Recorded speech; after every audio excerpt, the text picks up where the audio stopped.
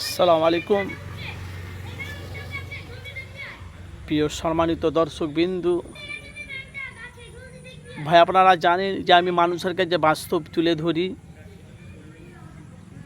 যেহেতু গতকালকে লোকসভা নির্বাচন হয়ে গেছে, ভোট হয়ে গেছে, CPM, Congress, ISF, Trinamool, BJP, toss আর সব যা আছে সব মিলে সব যে যাকে পেরেছে ভোট দিয়েছে। ভোট কিন্তু ভাই সাধারণ মানুষ ভোট দিয়েছে, কিন্তু ভোট দেওয়াছে, কিন্তু তাও নেতাদের চিন্তা ভাবনা আছে আমি জিততে পারবো না আমি হেরে যাব, আমার খাতায় ভোট পড়বে তো না খাতায় ভোট পড়বে না। আজকে কয়েকজনকে আমি জিজ্ঞাসা করলাম, তারা বলছে ভাইজান এখন বলতে পারবো না, আমি আইএসএফ এগিয়ে না তৃণমূল এগিয়ে ফুরফুরাতে সেটা বলতে পারবো না, ভোট গোনা না হলে তবেই আমরা বলতে পারবো, তারা কি বলতে পারবো না। তো আমি ওকে বললাম, যেহেতু এখানে কল্যাণ বানায় যে এসেছিলে, কিন্তু বলছে প্রত্যেকটা খাতায় তো তৃণমূলের খাতায় সব ভোট পড়ছে, আইএসএফের খাতায় ভোট পড়ছে না।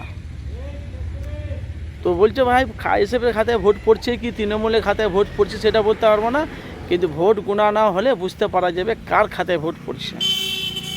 আচ্ছা, আপনারা বলে যে সিপিএম কংগ্রেসের জোট মিলে আইএসএফ, তৃণমূল, বিজেপি যে পাঁচটা এরা এখন বাংলায় সবকথা ফেমাস নেতা।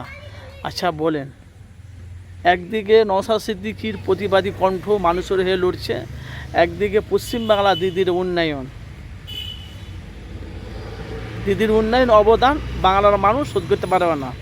প্লাস 2 নম্বর, সিপিএম কংগ্রেস জোট মিলে তারা সিপিএম 34 বছর বাংলা চালিয়েছে, তারা বলছে আবার যদি আমরা চলে আসতে পারি, আবার পুরানোর মতন যেরকম সব জিনিসপত্রের দাম ছিল সেভাবে আমরা আবার চেষ্টা করব কমাবার।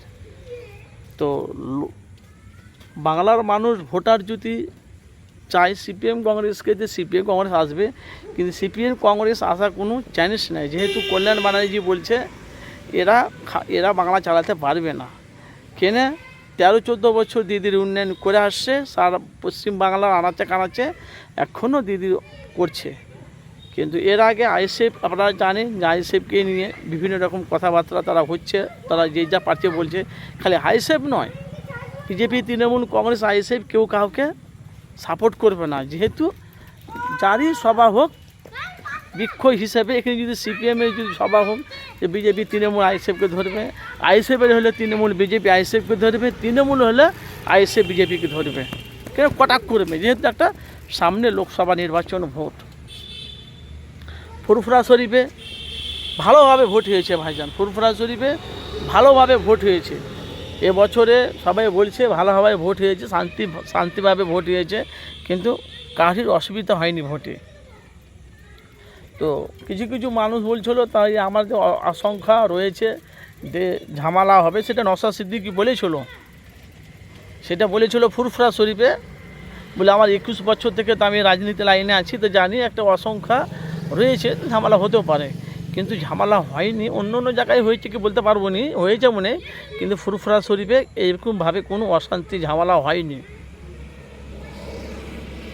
তো আপনারা জানেন যে পেশাদার মিডিয়া মানুষের কাছে বাস্তবটা তুলে ধরে। সেই ফুরফুরা শরীফে তৃণমূলের উন্নয়ন বেশি, একদিকে নওশাদ সিদ্দিকী মানুষ হয়ে লড়ছে। আচ্ছা, কে আসবে 2024-এ? আপনারা অবশ্যই মূল্যবান কমেন্ট বক্সে মতামত জানাবেন।